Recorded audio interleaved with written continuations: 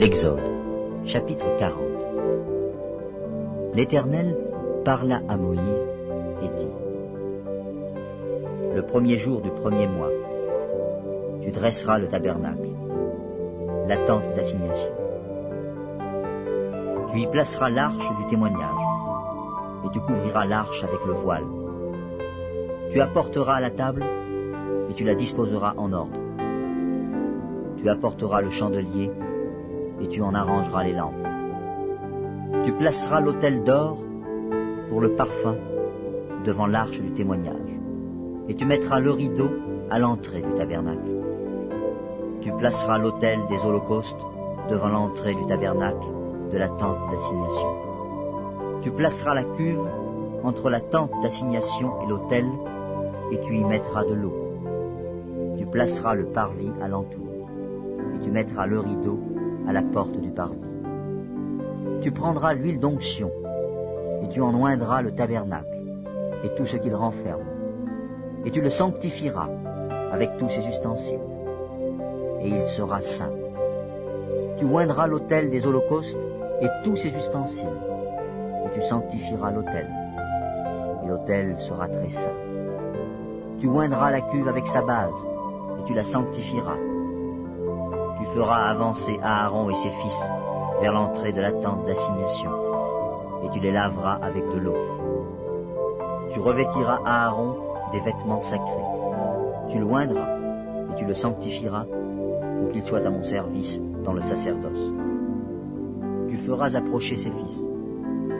Tu les revêtiras des tuniques, et tu les oindras comme tu auras oint leur père, mais qu'ils soient à mon service dans le sacerdoce. Cette onction leur assurera à perpétuité le sacerdoce parmi leurs descendants.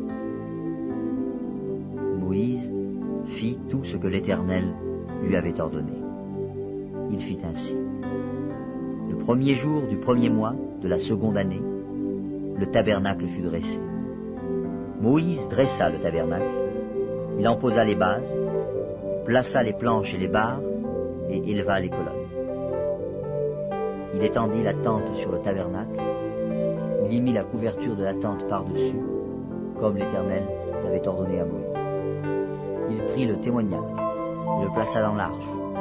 Il mit les barres à l'arche, et il posa le propitiatoire au-dessus de l'arche. Il apporta l'arche dans le tabernacle, il mit le voile de séparation, et il en couvrit l'arche du témoignage, comme l'Éternel l'avait ordonné à Moïse.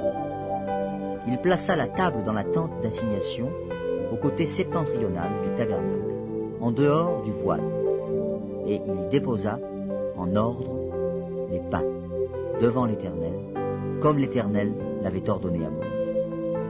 Il plaça le chandelier dans la tente d'assignation, en face de la table, au côté méridional du tabernacle, et il en arrangea les lampes devant l'Éternel, comme l'Éternel l'avait ordonné à Moïse.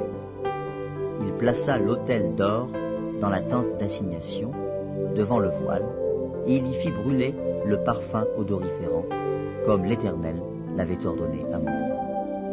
Il plaça le rideau à l'entrée du tabernacle. Il plaça l'autel des holocaustes à l'entrée du tabernacle de la tente d'assignation.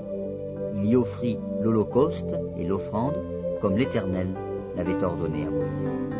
Il plaça la cuve entre la tente d'assignation et l'autel, et il y mit de l'eau pour les ablutions. Moïse, Aaron et ses fils s'y lavèrent les mains et les pieds.